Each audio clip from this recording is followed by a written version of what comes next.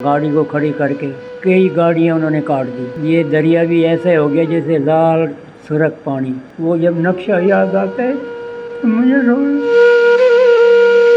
बाबा यूसुफ की उम्र उस वक्त 17 साल थी जब पाकिस्तान बना। इन्होंने आज़ादी की तहरीक को अपनी आंखों से देखा और फिर ऐसे ऐसे हिजरत के मनाजिर भी देखे जिन्हें आज भी याद करके वो अफसुर्दा हो जाते हैं। बच्चियों ने जान बचाई, अपनी जान क्या वो जान दे दी, कुओं में छलांग लगा दी, कोई दरिया में बस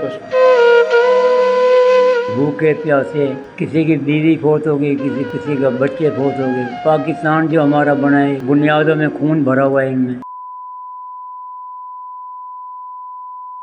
अस्सलाम वालेकुम जी, पाकिस्तान स्टोरीज के साथ फैसल अली आपकी खिदमत में हाजिर है। 14 अगस्त आने वाली है और 14 अगस्त को पाकिस्तान में जश्न आज़ादी का जो है वो एहतमाम किया जाता है। इस वक्त मेरे साथ राव मोहम्मद यूसुफ साहब मौजूद हैं, जिनकी अगर उम्र की बात की जाए तो 92 साल इनकी उम्र है। 75 साल पाकिस्तान को बने हुए हो चुके हैं और ये इस वक्त 93 साल के हैं। यानी जब पाकिस्तान बनता है उस वक्त ये 16 से 17 साल जो है इनकी उम्र थी और इन्होंने पाकिस्तान को खुद अपनी आंखों से बनते देखा।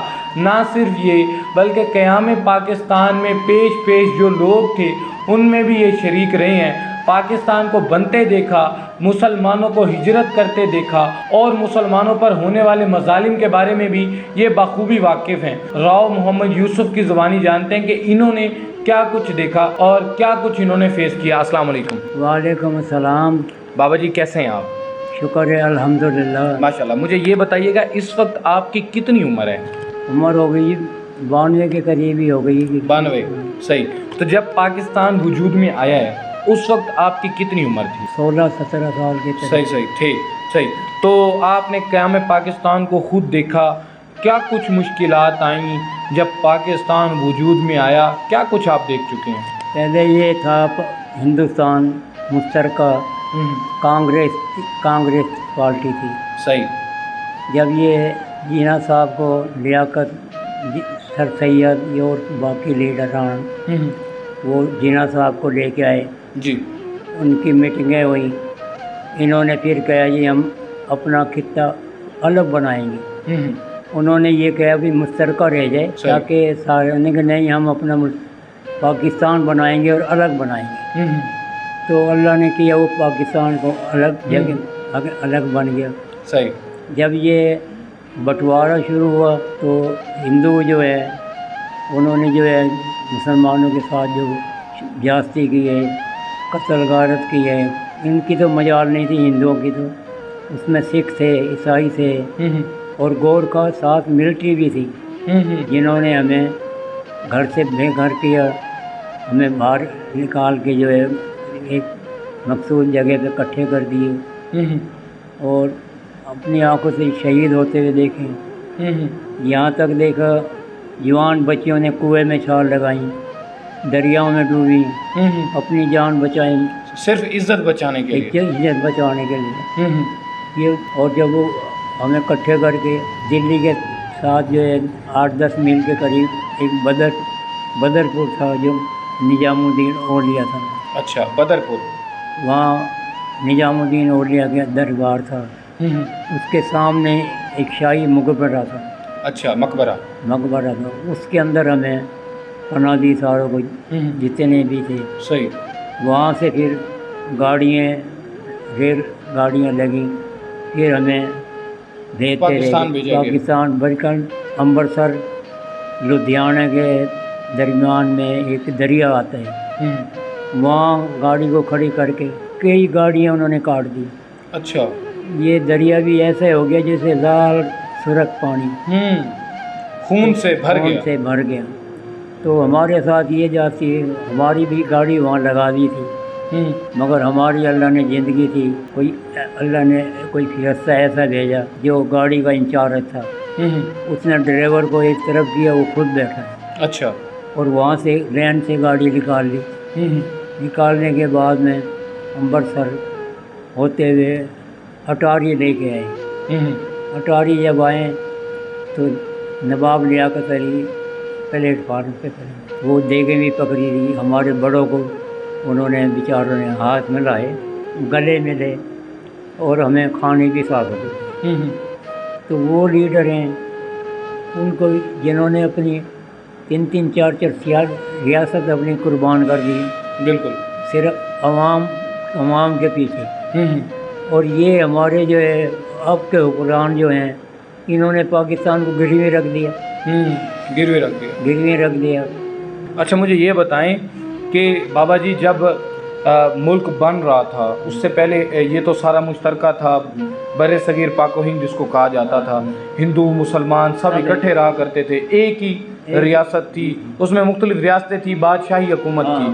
تو جب یہ بنتا ہے ملک کا اعلان کیسے ہوتا ہے؟ جب اعلان کیا جاتا ہے کہ اب آپ آزاد ملک ہیں, ایک آزاد الگ ہو گئے ہیں اور آپ کو اپنے گھر چھوڑنے پڑے, اس وقت کیا مشکلات تھیں, کیا جذبات تھے؟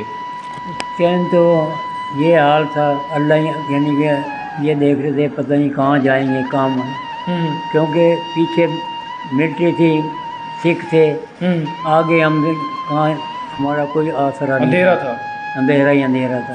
مجھے یہ بتائیں جب آپ نے ہجرت کے لیے کوشش کی کہ میں نے ہجرت کرنی ہے, تو اس وقت کتنے لوگ آپ وہاں سے, آپ کا اپنا جو گھرانہ تھا, کتنے خاندان کے لوگ تھے جو وہاں سے شریک ہوئے تھے سفر کے لیے؟ ہمارا خاندان تایا تھا, چاچا تھا, اچھا, دادا تھے, یعنی کہ پورا خاندان تھا. اچھا, یہ بات نہیں, اس میں سے کچھ شہید بھی ہو گئے تھے. باقی جب یہاں آئے وہ جب نقشہ یاد آتا ہے تو مجھے بس رونا آ جاتا. نہیں آپ روئے نہیں. بڑوں میں اور چھوٹوں میں بڑا فرق تھا. اور اب دیکھو ہمارے بڑے یہ بھی کہتے تھے بیٹا ایک وہ ٹائم آئے گا محبتیں چھن جائیں گی, بھائی چارہ ایک دوسرے سے دشمن ہو جائے گا. راؤ صاحب مجھے یہ بتائیں جب آپ گھر سے روانہ ہوئے تھے, وہاں سے آپ کے آنسو آنے لگے, روانہ ہوئے تھے, کتنے لوگ تھے؟ جب یہاں پر پہنچے ہیں, پاکستان میں پہنچ گئے ہیں, اس وقت کتنے لوگ بچ گئے تھے؟ آپ نے بتایا کئی شہید بھی ہو گئے تھے. 1-2 شہید ہو گئے, باقی اللہ کا شکر ہے آ گئے تھے. صحیح. تو مشکلیں کیا ہوئیں؟ سننے میں یہ آتا ہے کہ لوگوں نے اپنی بچیوں کو زندہ دریاؤں میں پھینکا, وہ بڑے بڑے گہرے کنوؤں میں پھینک دیا کہ ان کی عزت بچ جائے. وہی میں بتا رہا ہوں, بچیوں نے جان بچائی, اپنی جان کیا وہ جان دے دی, کنوؤں میں چھلانگ لگا دی ہیں, کوئی دریا میں, بس کوئی دریا میں, کیا یہ ہمارے ساتھ. اور 24 گھنٹے کا راستہ تھا, 24 کا بھی نہیں, 3 گھنٹے, 300 میل ہے دلی یہاں سے, ملتان سے, صحیح, یا لاہور سے, اور 1 دن کا راستہ ہے. ہم 7 دن کے اندر پاکستان میں آئے. 7 دن کے اندر, 7 دن کے اندر, جہاں گاڑی کھڑی ہے بھائی یہی دعا کرتے تھے اللہ میاں خیر خیریت سے تو مہربانی کر, مہربانی. کسی نے 1 دن کا راشن, کیونکہ انہیں کہ وہاں جا کے کھا لیں گے, جی 1 دن کا راشن اپنا زیادہ لیا تھا. وہی جناب اپنے وہی جو ہے ختم ہو گیا, بیچارے بھوکے پیاسے, کوئی بچے بلک رہے ہیں, کوئی جو حال تھا اللہ جانتا تھا یا ہم جانتے تھے. قیامت کا منظر تھا, قیامت کا منظر. صحیح.